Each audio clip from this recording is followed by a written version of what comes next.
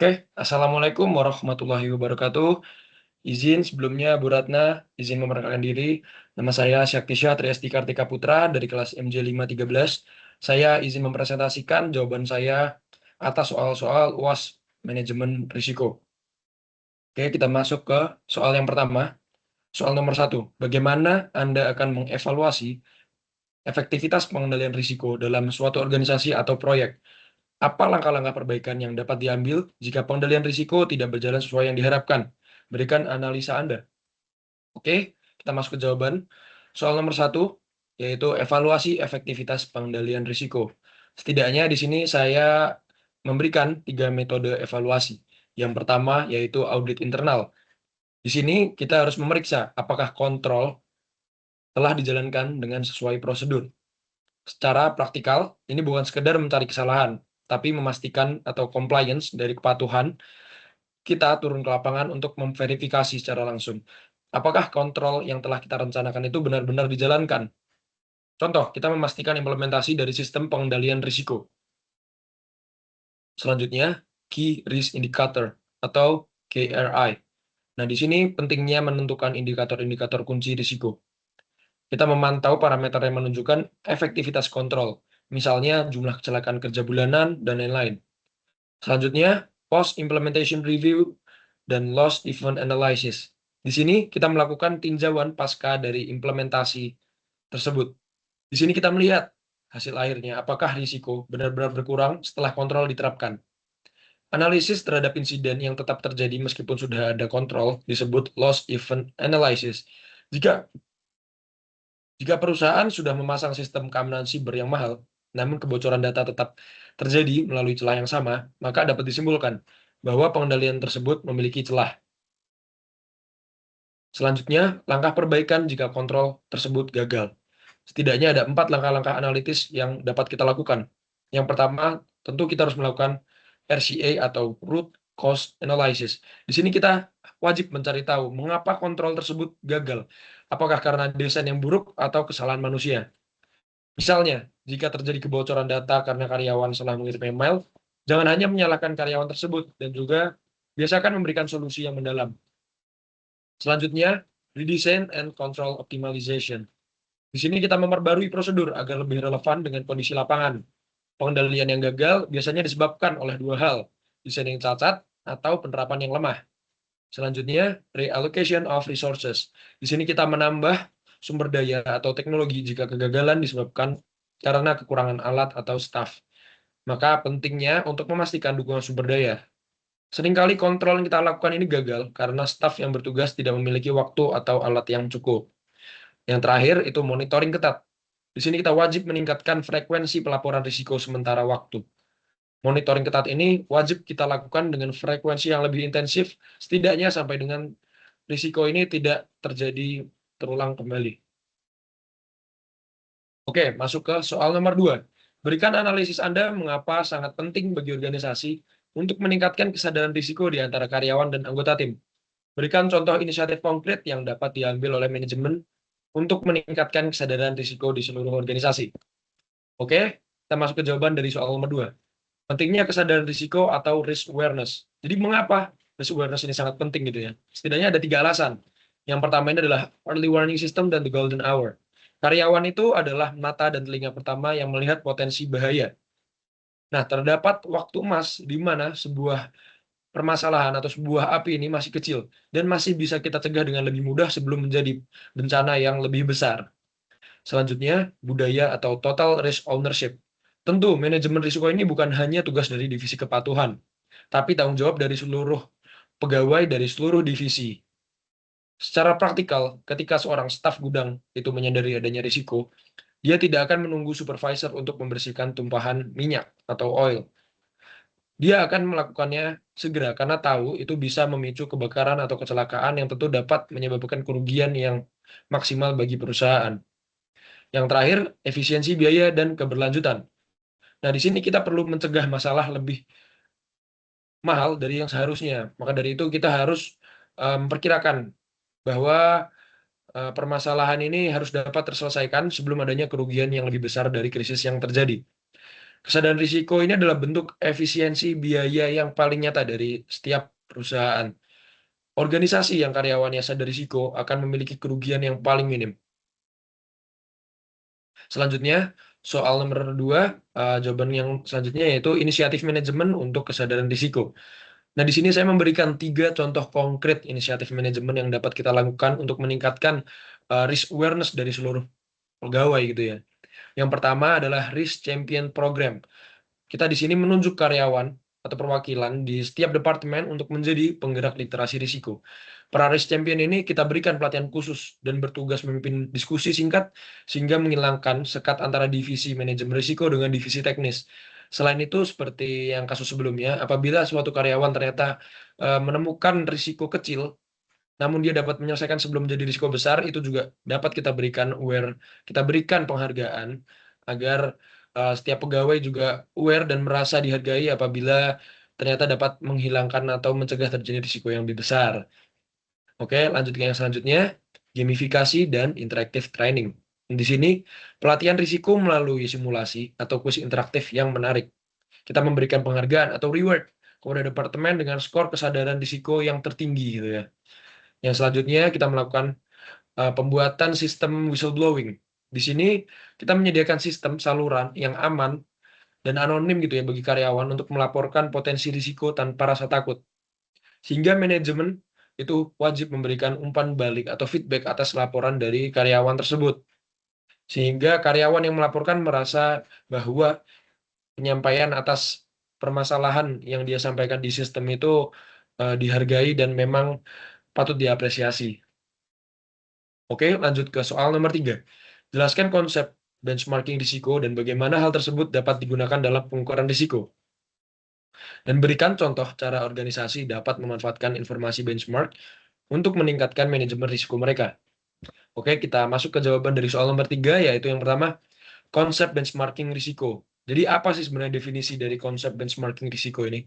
Sebenarnya ini adalah proses membandingkan antara strategi proses dan performa manajemen risiko organisasi dengan standar atau perusahaan terbaik di kelasnya dari perusahaan yang sejenis gitu ya. Lalu, penggunaan dalam pengukuran. Ini menentukan apakah tingkat risiko kita atau risk appetite yang kita pilih ini sudah sejalan dengan tren industri yang sejenis. Selanjutnya, kita mengukur efisiensi dari biaya mitigasi dibandingkan yang dikeluarkan oleh kompetitor pada industri yang sejenis. Oke, lanjutnya dari yang jawaban soal nomor 3 itu adalah pemanfaatan informasi benchmark. Jadi benchmarking itu merupakan jembatan antara teori manajemen risiko di dalam perusahaan dengan realitas standar industri di luar. Nah, benchmarking ini adalah kalibrator. Jadi akan menentukan bagaimana apakah manajemen risiko kita sudah sesuai. Nah, bagaimana benchmarking digunakan dalam pengukuran? Nah, di sini ada 4 cara kita dapat menggunakan benchmarking dalam pengukuran risiko kita. Yang pertama melalui targeting. Nah, apakah risk appetite atau level selera risiko kita ini terlalu konservatif sehingga membuat perusahaan kita ini sulit berkembang? Atau mungkin ternyata risiko yang kita pilih ini levelnya terlalu agresif sehingga menyebabkan kemungkinan terjadinya kerugian yang besar dibandingkan kompetitor. Tentu itu perlu kita pelajari dari kompetitor-kompetitor kita pada industri yang sejenis. Selanjutnya, inovasi mitigasi. Kita juga dapat mengadopsi teknologi baru yang sudah terbukti sukses diimplementasikan di perusahaan lain. Selanjutnya, efisiensi.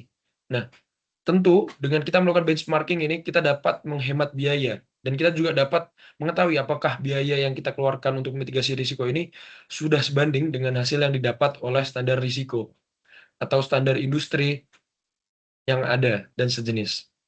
Selanjutnya, gap analysis. Nah, dengan membandingkan matriks kita, misalnya frekuensi kecelakaan kerja atau tingkat fraud dengan rata-rata industri, kita bisa mengukur sejauh mana efektivitas sistem kendali kita saat ini. Misal, kita dapat turut mengimplementasikan ISO 31000 dalam perusahaan kita. Oke, masuk ke soal nomor 4.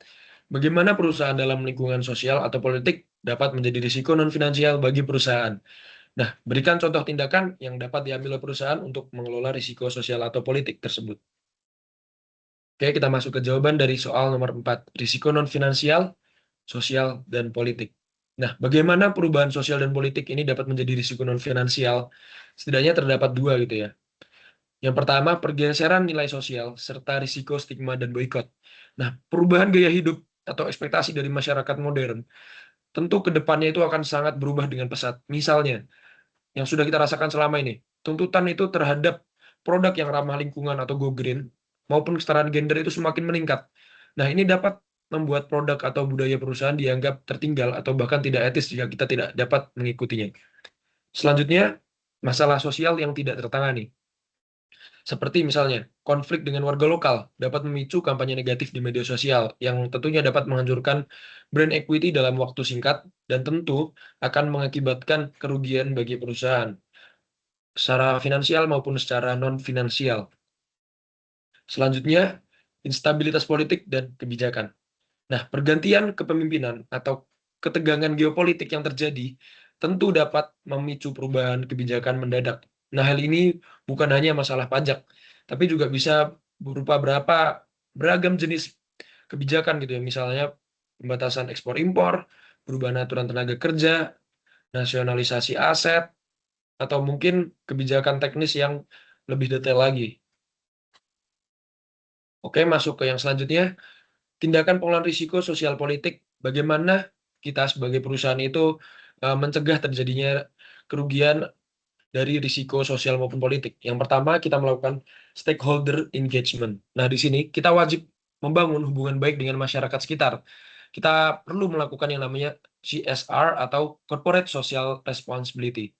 Misalnya, kita melibatkan vendor atau tenaga kerja lokal dalam rantai pasok perusahaan. Atau mungkin kita juga bisa melakukan kegiatan seperti bagi-bagi sembako dengan masyarakat sekitar, atau mungkin kita melakukan bersih-bersih lingkungan. Yang selanjutnya, political lobbying dan monitoring. Nah, perusahaan ini wajib memiliki kemampuan political intelligence atau kecerdasan politik. Tentu perusahaan tidak akan berpolitik praktis, namun kita wajib memantau dinamika politik yang dapat mempengaruhi kebijakan dan akan mempengaruhi kondisi dan arah strategis dari perusahaan. Hasil politik merupakan salah satu faktor eksternal yang berpengaruh sangat besar pada perusahaan. Maka dari itu, sangat dipentingkan untuk kita aware dan menentukan langkah strategis perusahaan yang tepat mengikuti arah perubahan kebijakan pemerintah. Selanjutnya, diversifikasi geografis. Di sini, kita harus tidak menaruh seluruh aset di satu wilayah yang secara politik tidak stabil terutama. Hal ini akan meningkatkan risiko. Nah, dengan kita melakukan diversifikasi geografis ini, kita akan berupaya mengurangi risiko terjadinya kerugian total atau total loss gitu ya. Nah, diversifikasi ini juga memberikan daya tawar atau leverage politik bagi perusahaan. Ketika operasional kita tersebar, kita tidak mudah disandra atau dipaksa oleh perubahan kebijakan mendadak dari suatu daerah maupun pemerintah. Oke, masuk ke soal nomor 5. Bagaimana perubahan dalam regulasi industri dapat menjadi sumber risiko non-finansial? Jadi apa peran kepatuhan terhadap regulasi dalam mengurangi risiko non-finansial yang terkait perubahan regulasi? Berikan analisa Anda dengan terperinci. Oke, izin masuk ke jawaban dari soal nomor 5. Risiko perubahan regulasi. Sumber risiko non-finansial yang terdiri dari risiko operasional dan eksistensial perusahaan. Tentu risiko itu sebenarnya adalah satu satu keutuhan gitu ya. Tidak hanya bisa berpengaruh pada satu risiko saja, tapi juga pasti akan berpengaruh secara utuh antara finansial, risiko operasional maupun eksistensial dari perusahaan. Nah, kita masuk ke yang pertama adalah risiko regulasi sebagai disrupsi operasional. Perubahan regulasi dapat menjadi risiko non-finansial karena kemampuannya memicu standar stranded assets atau aset terdampar. Misal, standar emisi baru atau misalnya penentuan level oktan baru jika kita adalah perusahaan bahan bakar gitu ya. Tentu ini akan menyebabkan model bisnis lama kita menjadi tidak relevan dan bisa jadi aset yang ada ini tidak terpakai gitu. Misalnya kita adalah perusahaan bahan bakar, kita sudah stok bahan bakar dengan standar level emisi atau oktan yang lama. Ternyata pemerintah melakukan peningkatan level standar emisi atau oktan, tentu bahan bakar tersebut tidak akan terpakai lagi. Selanjutnya, contoh sektoral. Nah, di sini Ada contoh industri perbankan dan teknologi. Contohnya itu ya, munculnya regulasi baru mengenai perlindungan data pribadi seperti UU PDP di Indonesia atau GDPR di Eropa. Nah, jika perusahaan ternyata gagal menyesuaikan arsitektur keamanan sistemnya, tentu risikonya bukan hanya denda saja, melainkan juga pencabutan izin operasional maupun pelarangan akses pasar. Tentu ini akan berdampak secara utuh bagi perusahaan, tidak hanya bagi finansial, namun juga bagi operasional dan eksistensial dari perusahaan tersebut. Dan yang terakhir ada contoh sektoral dari misalnya industri rokok gitu yang di Indonesia ini sangat besar gitu ya. Nah, jika ternyata terdapat kebijakan pemerintah bahwa rokok itu adalah barang yang terlarang, tentu perusahaan yang masih hanya bergantung pada satu jenis produksi yaitu produksi rokok pasti akan langsung tutup karena adanya risiko eksistensial. Nah, maka dari itu di era modern sekarang ini kita dapat melihat bahwa yang awal semula perusahaan itu hanya berfokus pada produksi rokok, mereka mulai membuka jenis usaha baru ya atau diversifikasi baru. Misalnya ada perusahaan rokok yang sekarang udah membuka usaha jual beli emas. Oke, masuk ke jawaban selanjutnya, peran kepatuhan atau compliance. Nah, berikut ada analisis terperinci. Yang pertama, sebagai regulatory horizon scanning atau navigasi. Kepatuhan bertugas memantau draft regulasi sebelum disahkan. Ini tentu memberikan perusahaan waktu untuk adaptasi atau lead time sehingga perusahaan dapat beradaptasi tidak secara tiba-tiba.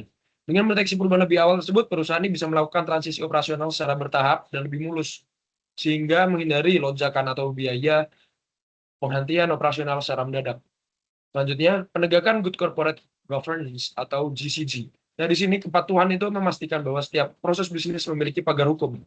Hal ini mengurangi potensi pelanggaran akibat kesalahan manusia atau human error, maupun penyalahgunaan wewenang yang merupakan sumber utama dari risiko non-finansial. Selanjutnya, kita membangun resiliensi atau ketahanan. Kepatuhan membantu organisasi membangun standar operasional yang kuat. Perusahaan yang patuh pada standar tinggi seperti ISO atau regulasi internasional biasanya lebih mudah beradaptasi ketika ada regulasi lokal baru yang muncul. Oke, sekian dari saya Ibu. Terima kasih sebelumnya. Mohon maaf apabila ada salahnya. Wassalamualaikum warahmatullahi wabarakatuh. Terima kasih.